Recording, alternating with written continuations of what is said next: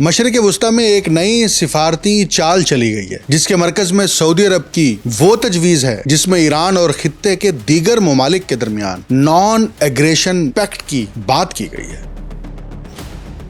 امریکہ کی روایتی گرفت کمزور ہو چکی ہے، خلیجی ریاستیں مختلف ڈائریکشنز میں بکھری ہوئی ہیں اور اسرائیل اور ایران کے درمیان کشیدگی کسی مستقل تصادم کے سائے میں اب بھی موجود ہے۔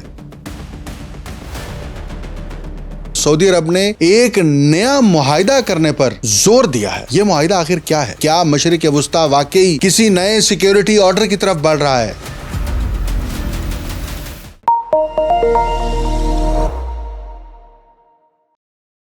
آپ دیکھ رہے ہیں انٹولڈ سٹوری ود ڈاکٹر اکمل سومرو۔ مشرق وسطی میں ایک نئی سفارتی چال چلی گئی ہے جس کے مرکز میں سعودی عرب کی وہ تجویز ہے جس میں ایران اور خطے کے دیگر ممالک کے درمیان نان ایگریشن پیکٹ کی بات کی گئی ہے۔ یہ کوئی معمولی سفارتی بیان نہیں ہے بلکہ اس پورے خطے کے سیکیورٹی ڈھانچے کو نئے سرے سے ترتیب دینے کی کوشش ہے۔ یہ پورا تصور ایسے وقت میں سامنے آ رہا ہے جب خطے میں طاقت کا توازن پہلے ہی بکھرا ہوا ہے۔ امریکہ کی روایتی گرفت کمزور ہو چکی ہے، خلیجی ریاستیں مختلف ڈائریکشنز میں بکھری ہوئی ہیں اور اسرائیل اور ایران کے درمیان کشیدگی کسی مستقل تصادم کے سائے میں اب بھی موجود ہے۔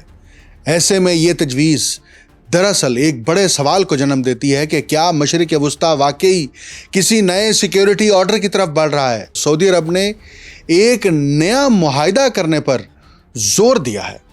یہ معاہدہ آخر کیا ہے؟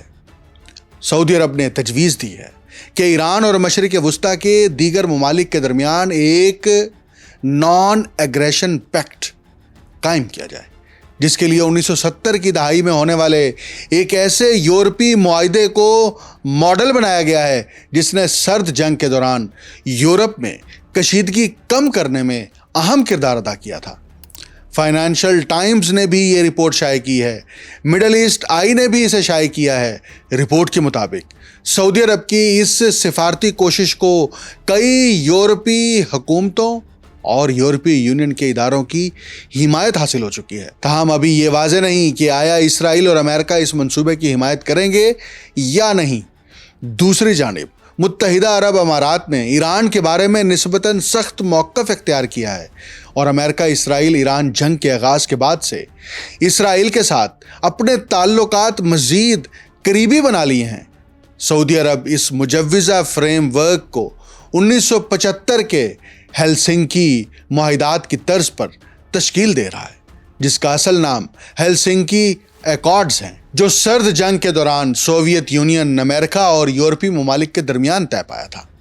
اس معاہدے کے تحت یورپ کی دوسری عالمی جنگ کے بعد قائم شدہ سرحدوں کو باہمی طور پر تسلیم کیا گیا، جبکہ دستخط کرنے والے ممالک نے انسانی حقوق کے احترام، اقتصادیات، سائنسی اور انسانی شعبوں میں تعاون پر بھی اتفاق کیا تھا۔ سعودی عرب کی جانب سے پیش کیا جانے والا یہ مجوزہ نان ایگریشن پیکٹ محض ایک روایتی سفارتی تجویز نہیں بلکہ مشرق وسطی کے اس اسٹریٹجک فریم ورک کی از سر نو تشکیل کی کوشش ہے جس میں طاقت، تحفظ اور بیلنس آف فیئر طویل عرصے سے ریاستی رویوں کا تعین کرتے رہے ہیں۔ جس ہیلسنکی ایکارڈ کی بنیاد پر یہ فریم ورک تیار کیا جا رہا ہے، یہ بنیادی طور پر سرد جنگ کے دوران یورپ میں ایک غیر معمولی سفارتی تجربہ تھا جہاں نظریاتی دشمنیوں کے باوجود مشترکہ اصولوں پر محدود مگر مؤثر اتفاق رائے پیدا کیا گیا۔ یہ امر خاص طور پر اہم ہے کہ اس فریم ورک کو ایک ایسے خطے میں نقل کرنے کی کوشش کی جا رہی ہے جہاں ریاستی خود مختاری، نظریاتی کشمکش، فرقہ وارانہ تقسیم اور پراکسی جنگیں پہلے ہی ایک پیچیدہ اسٹریٹجک جال بنا چکی ہیں۔ اس تناظر میں یہ تجویز ایک ڈی ایسکیلیشن آرکیٹیکچر کی حیثیت رکھتی ہے جس کا مقصد مکمل امن نہیں بلکہ قابل انتظام کشیدگی کو ادارہ جاتی شکل دینا ہے، یعنی ریاستیں ایک دوسرے کو تسلیم بھی کریں اور محدود دائرے میں مقابلہ بھی جاری رکھیں۔ اگر اس تجویز کو تاریخی تناظر میں دیکھا جائے تو یہ دراصل یورپ کے بعد ایک مشرق وسطی ہیلسنکی لمحہ پیدا کرنے کی کوشش ہے جہاں سرحدوں، سیکیورٹی اور ریاستی طرز عمل کے کچھ بنیادی اصولوں پر کم از کم سطح کا اتفاق پیدا کیا جائے۔ مگر فرق یہ ہے کہ یورپ میں اس عمل کے پیچھے نسبتاً متوازن طاقت کا ڈھانچہ اور دو واضح بلاک موجود تھے، جبکہ مشرق وسطی میں طاقت کا توازن زیادہ سیال، غیر متوازن اور بیرونی مداخلتوں سے متاثر ہے۔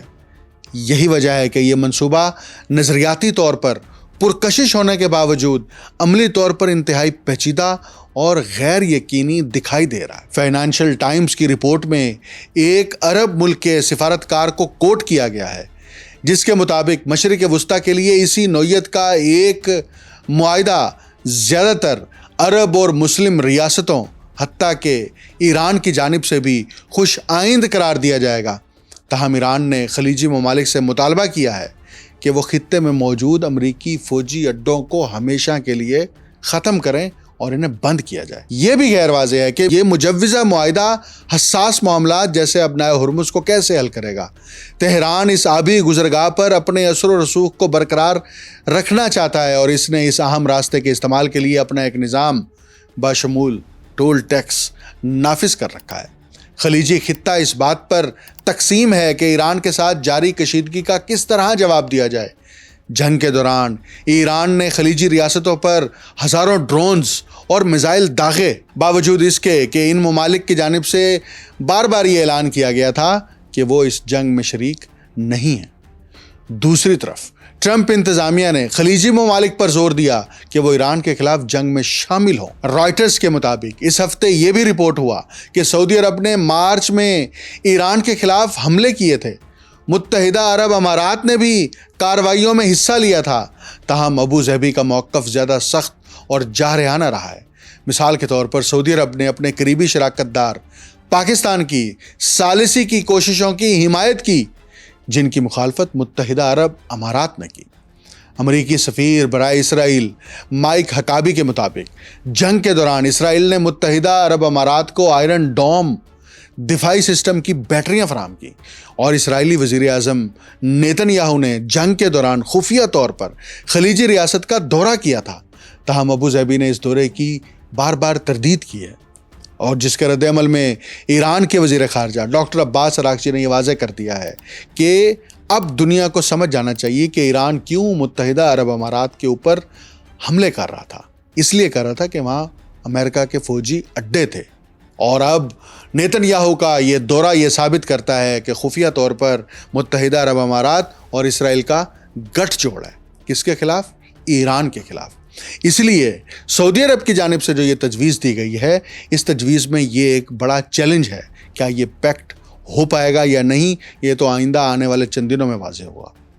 سعودی عرب اور دیگر خلیجی ریاستوں نے امریکہ پر زور دیا ہے کہ وہ ایران پر حملہ نہ کرے، کیونکہ ان کے مطابق اس جنگ کے نتیجے میں اگرچہ ایران کمزور ہو سکتا ہے، لیکن وہ مزید سخت اور جارحانہ رویہ اختیار کرے گا اور اسلامی جمہوری اقتدار برقرار رہے گا۔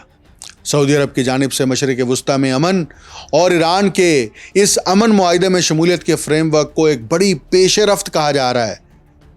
میں آپ کو ذرا تاریخ میں لے کر چلتا ہوں کہ چین نے کیسے 3 سال پہلے مارچ 2023 میں مشرق وسطی میں 2 بڑے حریفوں کے درمیان صلح کرائی تھی اور بیجنگ میں معاہدہ کرایا گیا تھا۔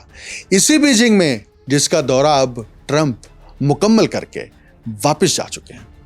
ایران اور سعودی عرب کے اعلیٰ سطحی سیکیورٹی حکام نے 10 مارچ 2023 کو چین کے دارالحکومت بیجنگ میں ملاقات کی تھی، جس کا مقصد طویل عرصے سے جاری شدید کشیدگی کے بعد 2 طرفہ تعلقات میں ایک نئے باب کا آغاز کرنا تھا۔ خلیج فارس کے یہ ہمسایہ ممالک ایک ایسے معاہدے پر متفق ہوئے جس کے تحت مکمل سفارتی تعلقات کی بحالی اور 2001 کے سیکیورٹی تعاون کے معاہدے کو دوبارہ فعال کیا گیا۔ اس پروسیس میں امریکہ اور یورپی ممالک کے کسی کردار کی عدم موجودگی اور ساتھ ہی عراق، عمان اور چین کی ثالثی نے اس سفارتی پیش رفت کو ممکن بنایا، جس کے بارے میں یہ اصطلاح استعمال کی گئی کہ یہ معاہدہ اس خطے کے پوسٹ امریکن گلف دور کی علامت ہے۔ اس معاہدے کے بعد ایران نے جون 2023 میں ریاض میں اپنا سفارت خانہ دوبارہ کھولا تھا، جبکہ سعودی عرب نے اگست 2023 میں تہران میں اپنی سفارتی سرگرمیاں بحال کر دی تھی۔ ستمبر 2023 میں ایک غیر معمولی سفارتی ہم آہنگی بھی دیکھنے میں آئی جب ایران کے نئے سفیر علی رضا عنایتی ایک ہی دن ریاض پہنچے، جس دن سعودی عرب کے نئے سفیر عبداللہ نے تہران میں اپنی ذمہ داریاں سنبھالی۔ مارچ 2023 کے معاہدے سے قبل ایران اور سعودی عرب کے تعلقات انتہائی کشیدہ تھے، اس لیے یہ سفارتی بحالی ایک بڑی پیش رفت سمجھی گئی۔ اس سے ایک سال قبل تک دونوں ممالک کے درمیان کوئی سفارتی تعلق موجود نہیں تھا، کیونکہ جنوری 2016 میں سعودی عرب نے تہران کے ساتھ تعلقات اس وقت منقطع کر دیے تھے جب تہران اور مشہد میں سعودی سفارتی مشنز پر حملے ہوئے۔ یہ واقعہ شیعہ عالم نمر باقی النمر کی پھانسی کے بعد پیش آیا۔ اس پھانسی نے مشرق وسطیٰ میں فرقہ وارانہ کشیدگی کو مزید بڑھا دیا تھا اور ایران سعودی تعلقات کو شدید بحران میں دھکیل دیا تھا، جو پہلے ہی 2011 کی عرب سپرنگ کے بعد بحرین، عراق، لبنان، شام اور یمن جیسے ممالک میں جاری جنگوں اور سیاسی بحرانوں کی وجہ سے مسلسل بگڑ رہے تھے۔ ایران کے اس وقت کے صدر ابراہیم رئیسی کی حکومت کی نیبرز فرسٹ خارجہ پالیسی کا مقصد مغربی دباؤ کو کم کرنے کے لیے خطے کے ممالک کے ساتھ تعلقات بہتر بنانا تھا۔ اسی اسٹریٹجی کے تحت تہران خلیج تعاون کونسل کے بعض ممالک بشمول UAE کے ساتھ تعلقات کی بہتری پر توجہ دیتا رہا۔ 2016 کے بحران کے دوران متحدہ عرب امارات نے ریاض کے ساتھ یکجہتی دکھاتے ہوئے تہران کے ساتھ اپنے تعلقات کم کر دیے تھے، تاہم 2019 تک ابوظہبی نے ایران کے ساتھ محتاط سفارتی رابطے شروع کر دیے، خاص طور پر اس وجہ سے کہ ایران کی امریکہ کی زیادہ سے زیادہ دباؤ پالیسی کے خلاف مزاحمت کے باعث خلیجی بحری راستوں میں خطرات اور تخریبی کارروائیوں کے خدشات بڑھ گئے تھے۔ پھر 2022 میں باقاعدہ طور پر تعلقات بحال کر دیے گئے، کیونکہ ابوظہبی نے یہ نتیجہ اخذ کیا تھا کہ خلیج فارس میں طویل مدتی امن اور سیکیورٹی کے لیے مذاکرات ناگزیر ہیں۔ تہران کے نقطہ نظر سے خلیج تعاون کونسل کے ممالک کے ساتھ بہتر تعلقات، خصوصاً سعودی عرب جیسے بڑے عرب اور مسلم ملک کے ساتھ ایران کو کسی حد تک بین الاقوامی تنہائی سے باہر نکالنے میں مدد دے سکتے ہیں۔ لیکن اب مدعا یہ ہے کہ متحدہ عرب امارات جب اوپیک سے باہر نکلا تو اس جنگ کے دوران یہ ایک بہت بڑی پیش رفت تھی، اور اس سے پہلے جب یہ رپورٹ کیا جا رہا تھا کہ متحدہ عرب امارات نے خفیہ طور پر اسرائیل اور انڈیا کے ساتھ گٹھ جوڑ کر لیا ہے، اور اس گٹھ جوڑ کا مقصد اس خطے کے اندر اسرائیل کی بالادستی کو تقویت دینا ہے۔ اس کی طرف ایران بھی اشارہ کر چکا ہے، اور اب جو سعودی عرب نے یہ نیا نان اگریشن پیکٹ کا اسکیم پیش کی ہے، تو اس سے یہ واضح ہو رہا ہے کہ سعودی عرب اب بھی مشرق وسطیٰ کا بڑا کھلاڑی ہے، اور اگر متحدہ عرب امارات انڈیا اور اسرائیل کی لابی کے اندر بیٹھ کر اس خطے کو سیاسی طور پر عدم استحکام سے دوچار کرنے کی پالیسی پر عمل پیرا ہوئے تو متحدہ عرب امارات کو اس کی بہت بڑی قیمت چکانی پڑے گی، کیونکہ اس وقت متحدہ اوپیک سے نکلا اور ایران جنگ کے دوران اسے سب سے زیادہ LNG کے شعبے میں نقصان ہوا اور آئل کی ترسیل میں سب سے زیادہ نقصان ہوا، اور جب یہ علل اعلان انڈین اور اسرائیلی مفادات کے تحفظ کے لیے کام کرے گا تو مشرق وسطیٰ کے اندر ایک نیا الائنس بنے گا، اور اس الائنس کے اندر متحدہ عرب امارات کی کوئی جگہ نہیں ہوگی، اور الائنس میں اگر ایران بھی ساتھ شامل ہو گیا تو امریکی بالادستی کا اس خطے سے بستر گول ہو جائے گا۔ مجھے ڈاکٹر اکمل سومرو کو اجازت دیجیے۔ اللہ حافظ۔